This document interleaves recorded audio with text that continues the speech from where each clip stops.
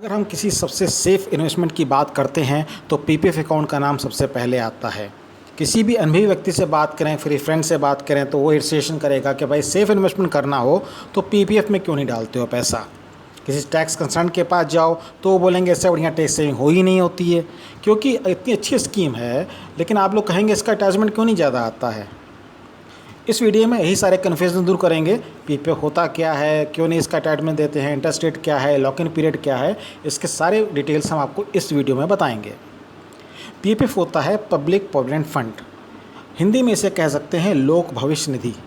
ये एक ऐसी स्कीम है जो अच्छे ब्याज के साथ टैक्स सेविंग भी कराती है। इस योजना को खुद सरकार चलाती है और वही ब्याज भी देती है। 1968 में भारत सरकार ने पीपीएफ फंड की स्थापना की थी। उद्देश्य यह था कि जिन कर्मचारियों के लिए ईपीएफ पेंशन आदि की सुविधा नहीं है, उन्हें अपने भविष्य के लिए पैसा बचाने का मौका मिले। सरकार ने पीपीएफ को इस तरह से हर तरफ से टैक्स स्मूथ रखा है ताकि ज़्यादा से ज़्यादा लोग इस योजना को अपनाएं।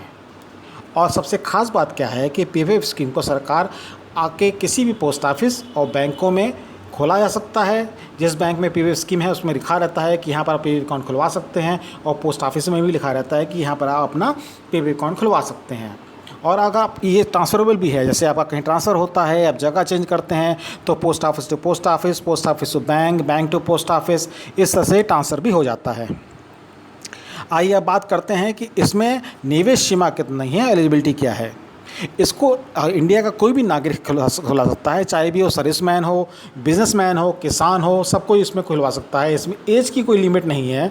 इवन आप अपने बच्चों के लिए भी पीपीएफ अकाउंट खुलवा सकते हैं, लेकिन एक ध्यान रखना पड़ेगा कि आप अपने नाम सिर्फ एक पीपीएफ अकाउंट ही खुलवा सकते हैं। पहले से अगर आपके नाम को पीपीएफ अकाउंट होगा तो ना तो आप ना किसी के साथ जॉइंट अकाउंट खोल सकते हैं। आपने जीवन काल में कभी भी अपने नाम का दूसरा अकाउंट नहीं खोल सकते। अगर आपने कहीं पहले दूसरा अकाउंट पाया गया तो दूसरा अकाउंट तुरंत डीएक्टिवेट हो जाएगा, उस खाते में डिपॉजिट पे भी ब्याज नहीं मिलेगा।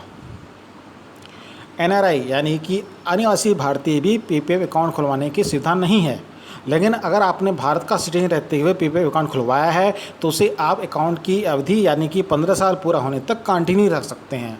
एनआरआई के लिए पीपीएफ के नए नियम के मुताबिक खाता के 15 साल पूरा होते ही इस खाते से आप तुरंत अपना पूरा पैसा निकलवाना होगा, लेकिन आप इससे पैसा नहीं निकलवाते हैं तो सिर्फ सेविंग के अकाउंट के दर पर ही ब्याज मिलेगा। आइए देखते हैं न्यूनतम और अधिकतम निवेश क्या है। पीपीएफ अकाउंट में हर साल कम से कम 500 रुपये जमा करवाना जो कि ज़रूरी है, जबकि इस अकाउंट में एक साल के दौरान ज़्यादा से ज़्यादा 1.5 लाख रुपये जमा करवाया जा सकता है।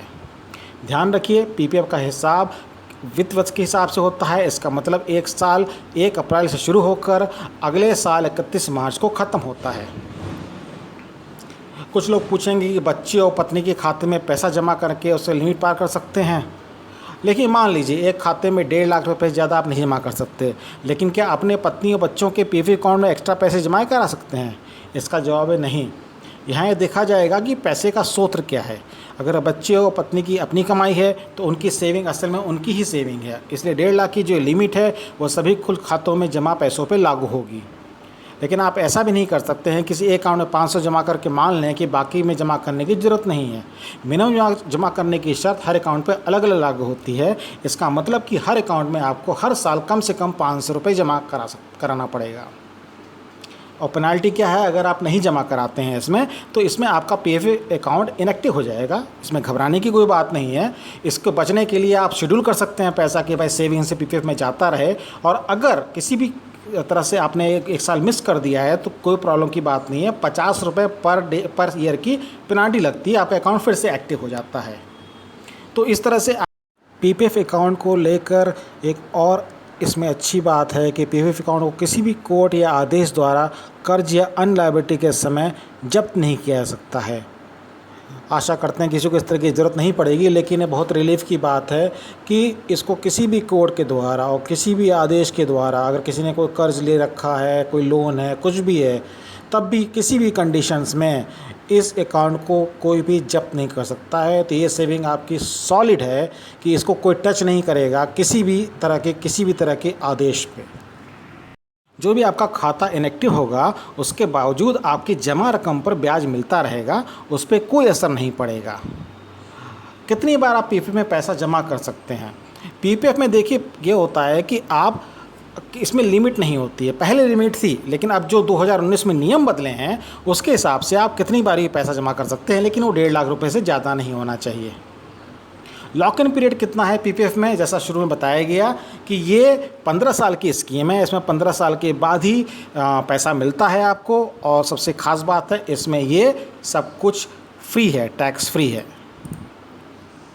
लेकिन जैसे कि पीपीएफ अकाउंट 15 साल में मैच्योर हो जाता है, लेकिन इसमें ऐसा क्या है कि इसको आप 5 साल के लिए बढ़ा भी सकते हैं 15 साल के बाद।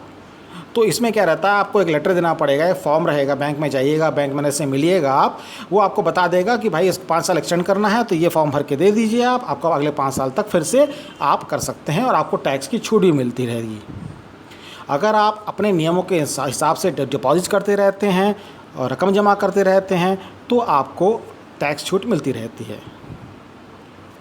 इसमें क्या रहता है कि एक फॉर्म एच रहता है, फॉर्म एच भरने पर आपको खाते की अवधि 5 साल बढ़ाने की सुविधा मिल जाती है। अगर आप फॉर्म नहीं भरते हैं तो खाते को अपने आप एक्सटेंड कर दिया जाएगा, लेकिन उसमें अपने आप पैसा नहीं जमा करा सकते हैं।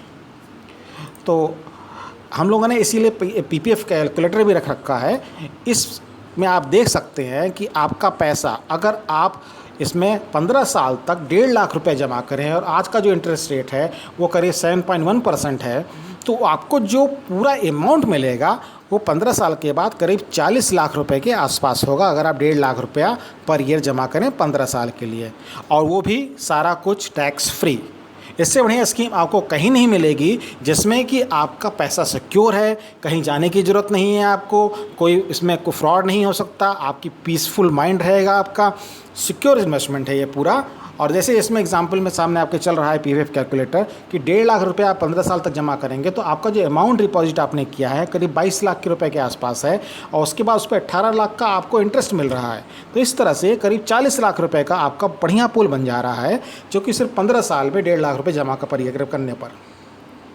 आशा करते हैं आपको ये वीडियो पसंद आया होगा। अगर आप हमारे फेसबुक पेज पे देख रहे हैं तो हमारे फेसबुक पेज को लाइक कीजिए, और अगर हमारे यूट्यूब चैनल पे देख रहे हैं तो यूट्यूब चैनल को सब्सक्राइब कीजिए, लाइक और शेयर करना मत भूलिए।